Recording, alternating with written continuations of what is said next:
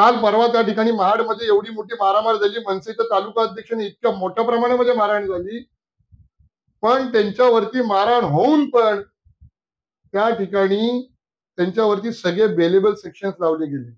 सगळे bailable sections अटक झाले आणि सगळे सुटले. माझ्यावरती काय कलम लावली? ज्याची साधी एनसी व्हायला पाहिजे होती, साधी एनसी, त्याच्या जागी माझ्यावरती त्या ठिकाणी त्यांनी कलम लावून एफआयआर दाखल केली. एफआयआर दाखल केली. त्या सगळ्या विषयामध्ये आम्ही पण गेलो होतो. आम्ही देखील त्या ठिकाणी खेड पोलीस स्टेशनला गेलो. माझ्या वतीने, माझा इंजिनियर म्हणजे कंपनीच्या वतीने माझा इंजिनियर त्या ठिकाणी गेला आणि त्यांनी फिर्याद देण्याचा प्रयत्न केला. तिथले पीआय काय अहिर ना, विवेक अहिरे तिथले पीआय यांनी, त्यांच्याकडे जेव्हा आमची लोक गेली, म्हणजे माझा इंजिनियर गेला फिर्याद द्यायला, सगळी फिर्याद लिहून घेतली गेली, सगळी फिर्याद. आणि ती सगळी फिर्याद लिहून घेतल्यानंतर त्याच्यामध्ये जसं मी आता धाडसाने सांगितलं, माझ्या इंजिनियरने पण धाडसाने ती 2 नावं घेतली.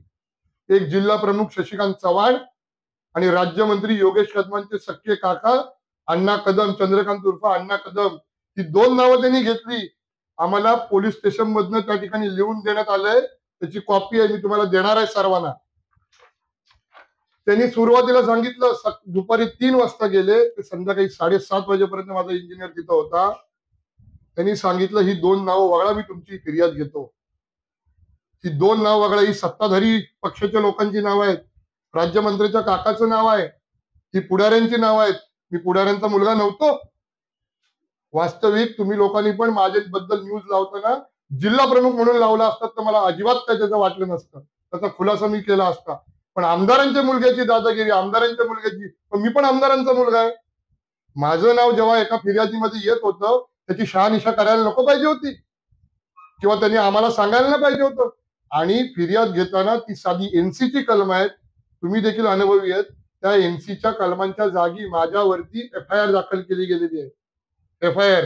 आणि आम्ही रितसर पद्धतीनं त्या ठिकाणी खंडणीचा गुन्हा दाखल करा म्हणून सांगायला गेलो, तर आम्हाला सांगितलं की त्या ठिकाणी अण्णा कदम, आपले शशिकांत श्रीपद चव्हाण, 2 नाव वगळा, मी तुमची त्या ठिकाणी खंडणीची केस दाखल करून घेतो. हे पोलीसच, राज्यमंत्री तर करतायत, पण त्यांच्या हाताखाली राहून पोलीसच त्या ठिकाणी या खंडणीखोरांना अभय देण्याचं काम करतायत. आणि त्याचा पुरावा माझ्याकडे आहे, हा मी तुम्हाला देणारच आहे. हे मी लिहून आणलेलं आहे. पोलिसांचा त्याच्यावरती सही शिक्का आहे. त्यांनी तसं स्पष्ट लिहून दिलंय की त्या ठिकाणी तुम्ही यांची 2 नावं वगळा, अण्णा कदम आणि श्रीपद चव्हाण म्हणून या खंडणीच्या गुन्ह्यातनं वगळा, आपले शशिकांत चव्हाण त्या खंडणीच्या ह्याच्यातनं वगळा, तरच तुमचा मी गुन्हा दाखल करून घेईन. आमच्यासारख्या, मी एक पक्षाचा जिल्हा प्रमुख आहे, माझे वडील आमदार आहेत, आम्ही भलेही विरोधी पक्षात असू, ते अशा प्रकारची धाकदपटशाही आमचा गुन्हा नोंदवून घेतला नाही. वास्तविक हे आम्हाला तुम्हाला सांगतानाही कसंही होतंय की आमच्यासारख्या व्यक्तीचा जर गुन्हा नोंदवला जात नाही, सर्वसामान्य माणसाला काय त्रास देतच असतील हे पोलीस. आणि त्याच्यामुळे यांची खंडणी मागण्याची जी प्रथा पडली आहे त्या लोटे MIDC मध्ये, आणि विशेष करून शिंदे गटाकडनं ती बळावते. हे माझ्याकडे पत्र आहे, मी तुम्हाला देणारच आहे हे पत्र. शेवटी रात्री 12 वाजेपर्यंत इथं बसून आम्हाला ऑनलाईन त्या ठिकाणी ती कंप्लेंट दाखल करावी लागली.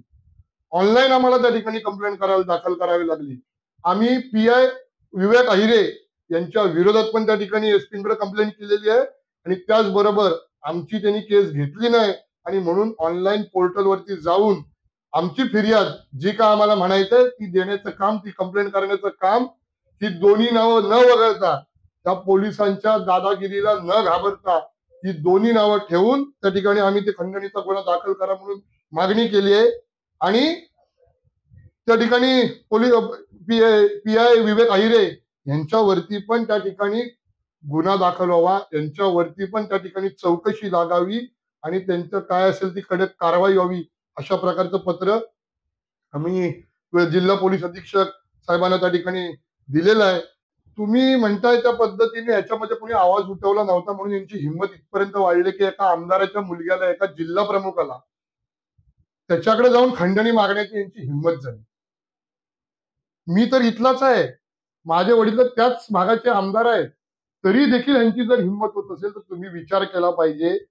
तुम्ही विचार केला पाहिजे की त्या ठिकाणी सर्वसामान्य जो कोणी काम करत असेल किंवा एखादा जर का मोठा कॉन्ट्रॅक्टर बाहेरनं इथं काम करण्यासाठी त्याच्या पात्रतेनुसार येत असेल, म्हणजे यांच्याकडे कोणतीही मशिनरी नाही, यांच्याकडे कसलाही कामाचा अनुभव नाही, हे खोटं बोलून आम्हाला काम पाहिजे, ते बोलून फक्त पुढे कंपनीशी जवळीक करतात आणि त्यांना ते काम मिळवायचं नसतं. कंपनीलाही माहिती असतं की यांची ती पात्रता नाही, योग्यता नाही, आणि म्हणून ते काही कामामध्ये बसत नाहीत. त्यांना बाजूवर ठेवून जेव्हा कंपनी दुसऱ्याला काम देते त्यावेळेस त्या गोष्टीचा ते कळीचा मुद्दा करतात. तुम्ही आम्हाला बोलला होता काम देतो म्हणून आणि दिलात नाही, हे करून कंपनीवरती दादागिरी करतात की पर्यायाने जाऊन त्या कॉन्ट्रॅक्टरला पण त्रास देतात. आणि हे आजचं नाही सुरू, हे बरेच दिवस सुरू आहे, हे बरेच दिवस सुरू आहे. मी त्या ठिकाणी आपण जे म्हटलात की आपण त्या ठिकाणी आवाज उठवलात, मी खरोखर आवाज उठवलेला. आपण जसं म्हणताय तसं संपूर्ण महाराष्ट्रातली जनता की त्या ठिकाणी मी बघितले कमेंट्स अनेकांचे, जे व्हिडिओज माझ्या विरोधामध्ये दादागिरी, दबंगगिरी, भाईगिरी, गुंडगिरी म्हणून प्रसिद्ध झाले, त्याच्या खालती लोकांनी, महाराष्ट्रातल्या शिवसैनिकांनी आणि सर्वसामान्य जनतेने पण भरभरून अशा प्रकारचे कमेंट दिलायत की या गोष्टीला कुणीतरी आळा घालायची गरज होती. कुणीतरी बाहेरनं कोणतरी येतं आणि इथं पोट भरतं, तोही व्यक्तीचा आहे. आणि त्यामुळे या गोष्टीला कुठेतरी आता आळा बसला पाहिजे. त्याची सुरुवात झाली असं मी समजतो. नान्यथा शिवसेना, उद्धव बाळासाहेब ठाकरे पक्ष हा अन्यायाच्या बाजूने कधीही उभा राहिलेला नाही, हा न्यायाच्याच बाजूने उभा राहिलेला आहे, तो न्यायाच्या बाजूनेच उभा राहील.